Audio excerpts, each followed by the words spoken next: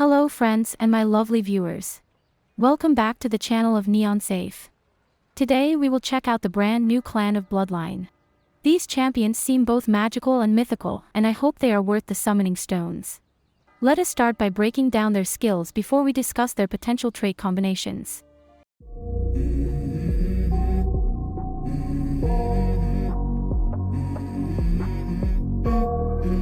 Let's go. I wake up to a little bit of drool on my pillow, feel like it's gonna be a bad day. I'm tired of shit. This is the male champion's active skill. He will strike the target 3 times and deal 230, 230 and 350% strength damage. The final hit of 350% strength damage will trigger the passive effect. So this is pretty simple, to be honest. He purely deals damage to the enemy target, and then triggers the passive effect with the final hit. The amount of damage dealt is overall decent in my opinion. Let us see his passive skill. When our male champion deals damage with skills or normal attacks, he has a 50% chance to deal an additional 150% strength damage and silence the target for 2 seconds. And if the enemy is silenced from before, then the enemy would be stunned for 1.5 seconds instead.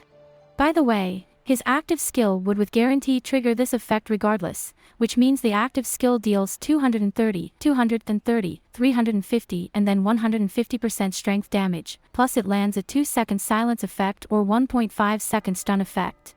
But yeah, I just wanted to make it more clear. Now, back to the passive skill. I am kinda surprised this effect is triggered by the normal attacks of his. Perhaps he would do really well with more attack speed. Just a thought. Let us check out his last skill. He will be granted Radiance and enter a swift state. This allows him to consume 200 energy points per second and become immune to control. His normal attacks also change into a 2-hit combo which deals 240% strength damage twice.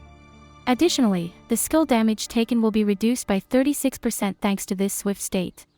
The passive skill can be activated right at the start of the battle and it gives our champion 350 energy points. The skill description doesn't mention anything about how long these effects will last, so that's a bummer. We do know for sure that he will deal 240% strength damage twice. But the other effects of control immunity and reduction of skill damage taken doesn't have a set time limit. It could last for 3 seconds or 5 seconds, or it could just last until he is done dealing damage. I don't like uncertainties like this. But I won't flag him as a bad champion just yet. There is a lot of damage dealing involved and I personally think his attack speed may matter quite a bit because of his passive skill. I am still unsure if he is truly worth it or not, because of the loopholes in his skills. But let us talk about his potential traits now. The first trait we absolutely need for this champion is Brutal. He is an assassin after all, and his stats and skills are based on dealing strength-based damage. A level 22 Brutal trait gives our champion 45% more strength. The second trait we may put on him is Agile. Agile will increase the attack speed by 30% at level 22. There may be an attack speed cap or something like that, so if you feel uncertain about this choice of trait we can always choose something else. I am just recommending based on his skills, and I personally believe investing in attack speed to be a good idea. For the third trait, we may put a trait to reduce his total damage taken.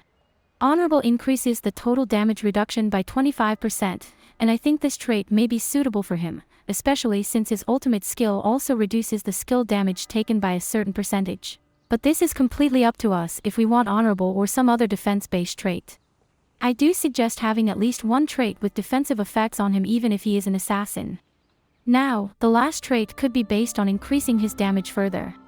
We may add the trait called Fierce into this slot as it would increase his total damage by 25% at level 22. We obviously want to properly use his potential, and he is a pure damage dealer it seems. That is why I recommend putting traits to increase his damage dealing. This all being said, let us switch over to the female champion next. In her active skill she will launch an Aurora at the foremost allied champion, which grants allies within range of 500% strength shield and a 25% strength boost for 5 seconds. It also deals 680% strength-based damage to enemies that are covered by the Aurora effect and applies 20% strength reduction for 5 seconds. She basically buffs the allies' strength and gives them a strength-based shield to protect them from harm. Then she deals strength-based damage to enemies and debuffs their strength. All of these effects last for 5 seconds. She acts more like a support in the active skill, to be honest, and it looks really good. She is looking promising, so let us see what else she can do. In her passive skill, she will launch a permanent circular field around herself, which gives several boosts to the allies within that field. There will be a 24% damage immunity, and for every 30% of max constitution lost, our champion will create a shield equal to 350% of our female champion strength. Her passive skill is all about protecting the allies with damage immunity and shield. So it is very important that the allies are near her, or else they may not receive these valuable buffs. She is definitely built to support the allies and debuff the enemies. Unlike the male champion, who is a damage-dealing assassin, she is a supportive type of mage. And from what I can see so far, she looks like a great supporter. Let us check out the ultimate skill of hers. She will deal 1200% strength damage to the enemy champion with the highest accumulated damage, and she will also silence the target for 7 seconds. Additionally, she has the ability to ignore the target's untargetable state when casting this ultimate skill. That is actually pretty interesting. I wonder which champions will suffer from this type of bypass. It looks like a counterattack to all the broken champions and guardians out there. 'Cause she can launch this massive attack and also silence them for a pretty long time, regardless of if the enemy champion is in an invincible state or not. This also makes it clear that she is meant for PvP battles instead of boss fights. I was thinking, perhaps this is a clan created to even out the battlefield and give the champions a fighting chance against the guardians. Because Bloodline has for a long time been divided into two, where players with guardians have been dominating the arena, while those without guardians have had no fighting chance at all. But this is just a thought. Anyways, let us discuss her traits next.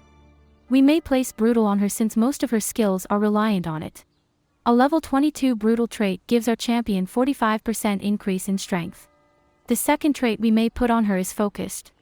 Focused will at level 18 give our champion a 22% increase in energy gain rate for the first 10 seconds of the battle. It will basically give her a head start so she can launch her skills sooner. For the third trait slot, we may give her another strength boost by adding Athletic to her slot. Her skills are very reliant on it, like I mentioned earlier. But it is just a recommendation of what I think may work well on her. In the last slot, we should perhaps give her a defensive trait to help her survive for longer. We may, for instance, choose Honorable to give her a 25% increase in total damage reduction.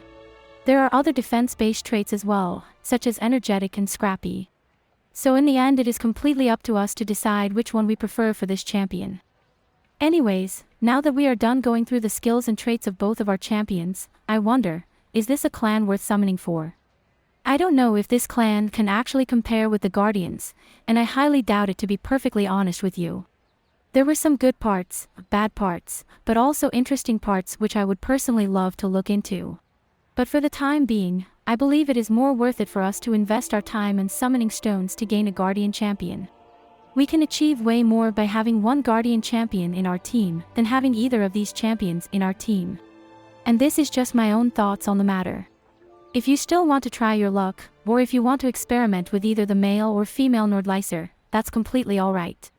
They do have some interesting parts in the skill descriptions like I mentioned, especially in the female's ultimate skill. Anyways, I think we have covered most of the topic for today. If you have any questions or anything you would like to share with us, feel free to comment below. We highly appreciate your support and contribution. Thank you so much for watching today's video, and we will see you in the next one. Take care, stay foxy, adios, bye.